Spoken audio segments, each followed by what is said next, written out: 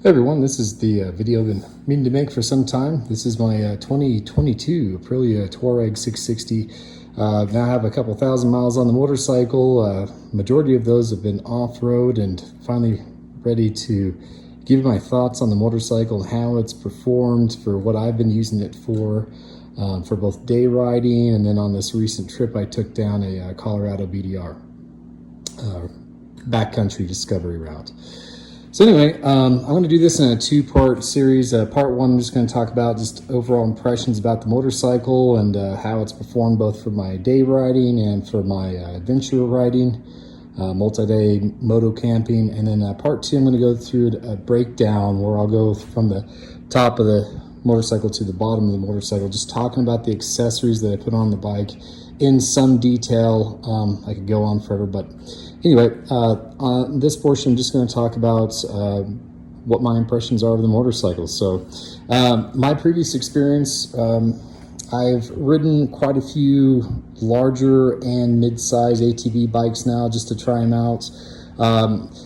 The bikes that I had the most interest in prior to purchasing this motorcycle would have been the 890R from KTM and also the Yamaha Tenere 700. Those are two bikes that interest me. I was looking for something that's a little bit lighter on weight that still could potentially do some maybe like light single track, kind of go out for those day rides and have lots of fun. It wasn't necessarily meant to just go out and just, 4, 5, 6 day adventures where you just load it up and go. And so I was looking for something that could kind of be a little bit more of a dual use for me where I live in Colorado Springs. So this bike was purchased from Imperial Sport Bikes in Denver back in April of 2022. So I was one of the first guys here in the state of Colorado with the bike. Since then, I've had some minor issues with the motorcycle that I'll go over in a moment. All of those have basically been resolved, but mostly just really positive things to say about this motorcycle and how it compares to its competitors in the mid-size market. So fortunately, I've got Imperial Sport Bikes and Faye Meyer's Motorcycle World up in Denver that can provide warranty service on the motorcycle. I had an issue with the ECM that was just kind of a weird, goofy type of firmware issue where the motorcycle, as I would come up and start the motorcycle after saying, stopping for fuel for a moment, I would start up the bike, and on the display I would get this alarm urgent service needed.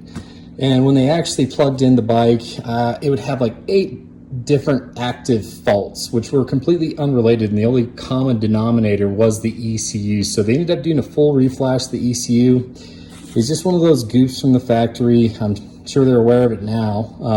I haven't heard of anybody else having this particular issue, but they reflashed it. It didn't, they didn't have to swap out an ECU or anything else like that. I've had 0 issues with it ever since. But at first, being that it was a new motorcycle, that was quite annoying. So,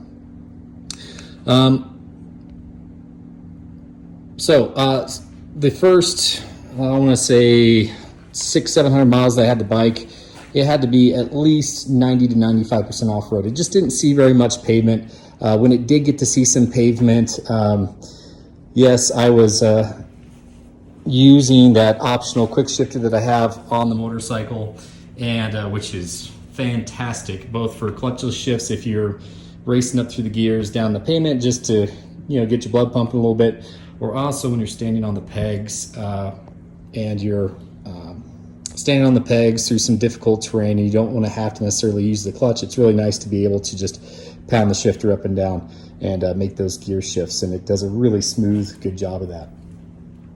So like I said, most of it's been mostly day riding. So typically the tank bag's still fairly new to me, but I've had some kind of, I started out with a Hepco and Becker rear rack, and I would just strap a cooler or some kind of day pack onto the back here. So this Hepco and Becker sport bag, which is just a fabric bag that I've had in here more recently, I got this at a little bit later date, but until that point I was just taking these rock straps and just strapping down a a common cooler to that Hepco & Becker Easy Rack, which is the version that is a rack, and it has basically a forward portion that flips up and down when it's not in use. So that was pretty handy. So that would take care of me for the majority of my day rides. When you take this thing out and you run it on the day ride, it feels so light. It feels so peppy. It's got more low-end torque than people give it credit for. One of the really special things about this motorcycle, and I know there's a lot of reviews on this motorcycle, is the gearbox and the gearing on it. They absolutely nailed it on the gearing. So first is very usable. It's not too low. You're able to keep the RPMs up through very technical stuff, but it's just that right speed to go through like slow technical stuff. For most like fire roads and trails, you keep it in second gear and it's nice and happy. Then when you get, say, maybe a little bit more loaded up with the weight and gear, you can easily knock it down into first if it starts to get a little bit more difficult. But the bike really does have quite a bit of power on the low ends to be able to drag you through some of those difficult spots. And as soon as you hit that 5,000-6,000 RPM, this thing it goes from feeling torquey to feeling like it's got a race bike engine in it. And so, which is no coincidence because it shares a common engine with the Tuono 660 and the RS 660, so which are very lively bikes. So they just recanned this motor. You can definitely tell they did a really nice job with the gearbox. It's really soft and smooth. Adding the quick shifter did make it a little bit harder to find neutral. That's a pretty common thing. But anyhow, just a very, very overall, especially when it's lightly loaded, it really likes to jump. It likes to get both wheels into the air. The suspension is very adjustable. It's very forgiving. I'm a 215-pound rider before you put gear on me, so I ride in full gear. Plus, I typically, if I know I'm going to be hitting stretches of pavement between, between my house and the trails, then I'll actually put on an Helite airbag vest, which has spine protection. Then it has basically a cartridge that blows once you I reach the end of my leash. That's in the event that someone decides to cut me off and I go flying over the top of their hood. I've got this little strap pinned on right here and out of the way, buttoned away right now, but this typically is hooked into my vest, and it just adds on to the overall weight of me as a rider, and this thing just has had zero issues. I'll talk more about this on the part 2 video, but I am riding with this with a TKC80 in the front. I was previously riding with the TKC80 in the back. I ate up the majority of that tire in the span of under 1,000 miles. So now I'm running a Motoz Tractionator GPS tire on the rear and been very, very happy with that. Talk more about on the second video performance, additions to the motorcycle. It does have a full aero exhaust system, so that means no catalytic converter. It just has what's now a resonator in the front, and it's got the Aero Sonora muffler in the back, which has a really beautiful sound, and the whole exhaust system stays remarkably cool now. And that's one of the complaints about this bike when you first get is that catalytic converter gets so remarkably hot that a lot of people complained about the heat coming onto their foot. So I'm typically riding with big boots on anyway, so it's not really wasn't a huge issue for me. The actual heat up front here, so much as that heat would transfer all the way back to the pipe, and that OEM pipe, which muffler, which was stainless steel, was going to be too hot for my luggage. Even with some kind of heat shield on it, I was worried about the heat rising up into my rackless panniers. Now, I'm not a big fan of, I know some people are, I'm not a big fan of hard racks and then putting soft bags on them. I really like to be able to strip everything down off the bike and just be very minimalist when I'm doing day riding, and just be able to pluck off all my moto camping gear. So anyway, in order to get that exhaust in it, I did put it on originally. I was expecting the UpMap tuner to have available software maps for the bikes when I put the exhaust on. Turned out I had to wait a few more weeks, 2 or 3 more weeks until it became available. And so I was running the full exhaust system without the up-map tune to richen it up a little bit, and I honestly didn't notice it running any leaner. Some other people had some issues with like about the 4 or 5 RPM range. Every once in a while they just hit this little hiccup where it's just where the map was so lean that it actually caused the bike to just hiccup a little bit at the 4,000 or 5,000 mark. I had that ever so slightly. The exhaust system did take that away, most of it, just putting the exhaust system on. And then when I did the up map tune, which is just a little Bluetooth puck, which plugs into the connector here under the seat, that went away completely. And so I feel like it has a really nice tune on it now. The bike is performing outstanding.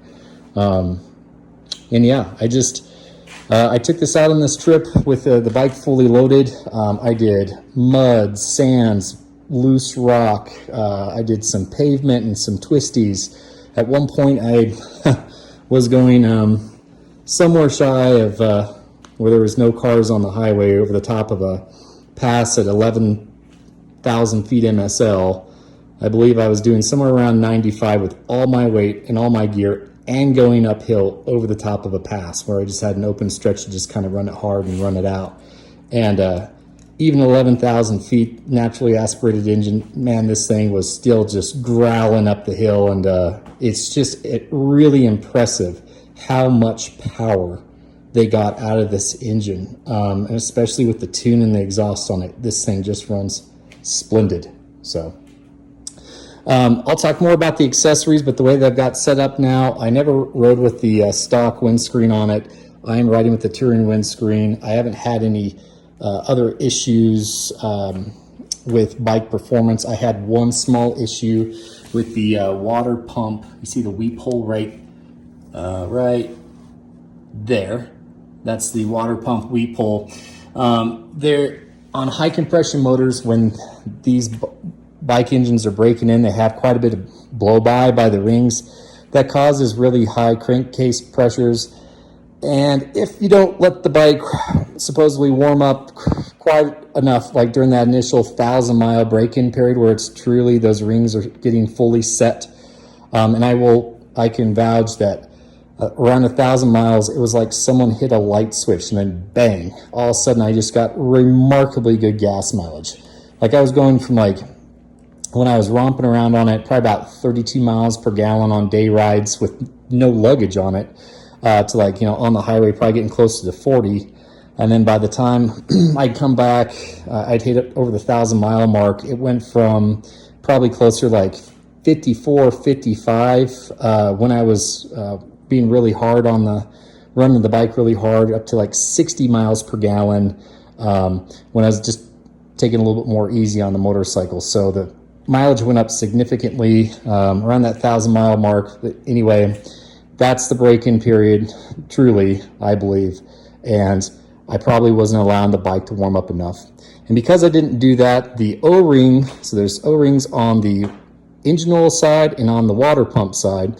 And by design, if the oil side fails, it's supposed to allow oil to weep through that hole. That way the oil isn't forced over into the coolant side.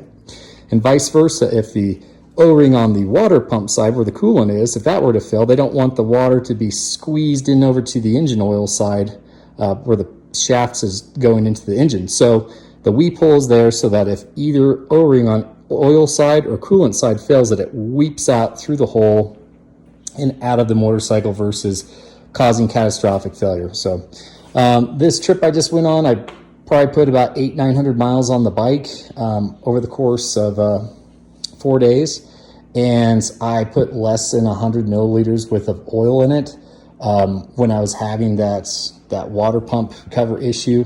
I've been assured that everybody that this is a fix, not just a repair. Put it on there.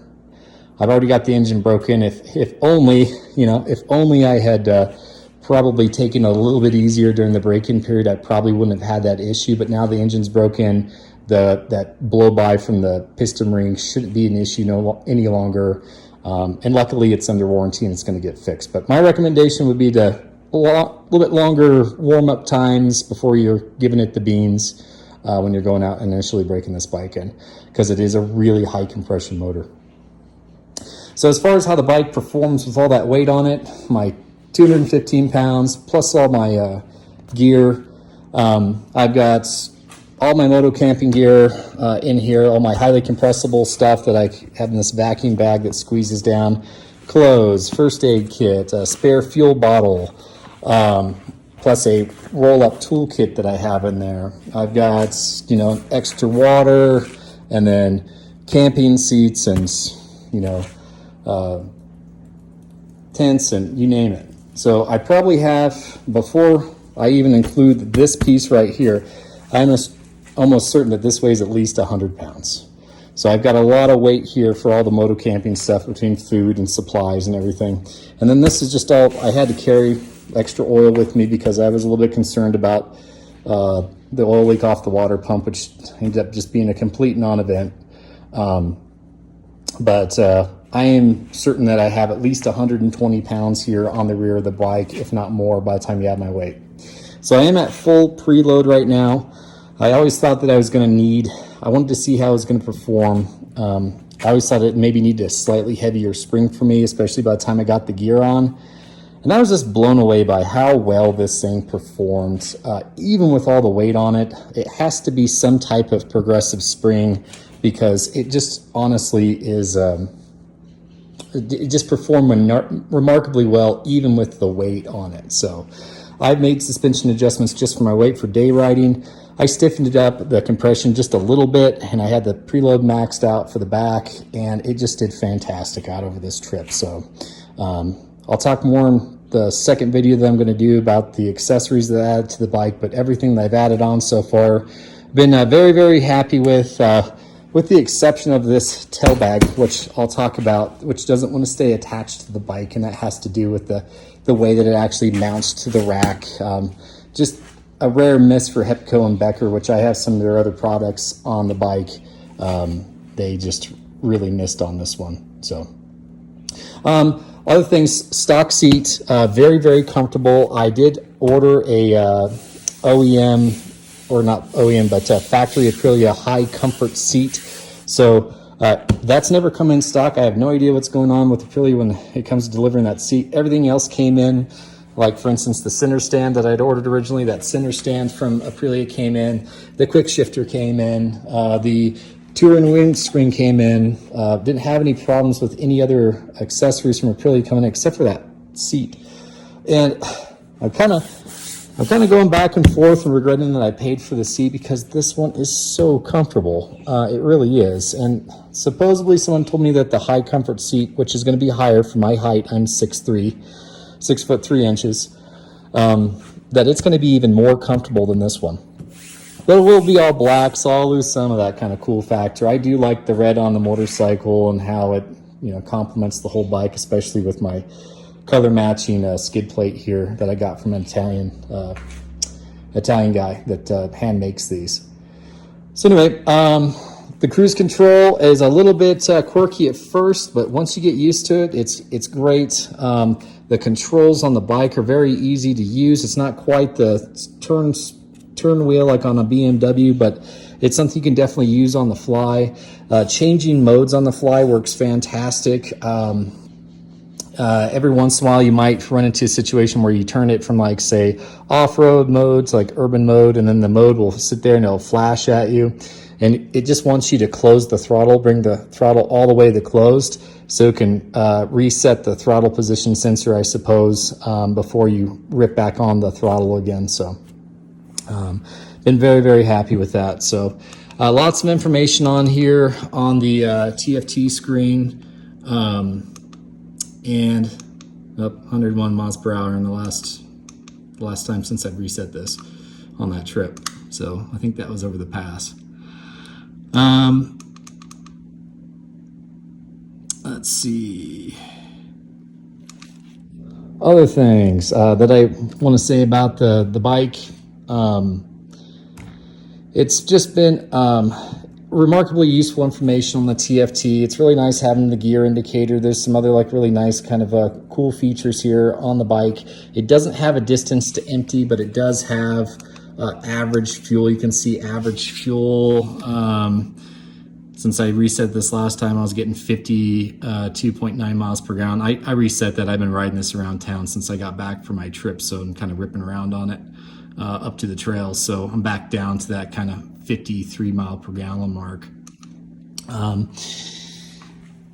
Yeah, so I have put quite a few accessories on this bike. There are some things on the second video I'm going to recommend just in terms of bare minimum, like if I had to shave it down to just a few things, like which things have made the biggest difference on the bike and which things I think are the most important, the most quality accessories that I put on the motorcycle. I can talk about that on the second video, so please look for that video. I'll leave a link in the comments to that next video in case you have problems finding it, but feel free to ask me more questions. I'm up here, it's starting at around 6,500 feet here in Colorado Springs.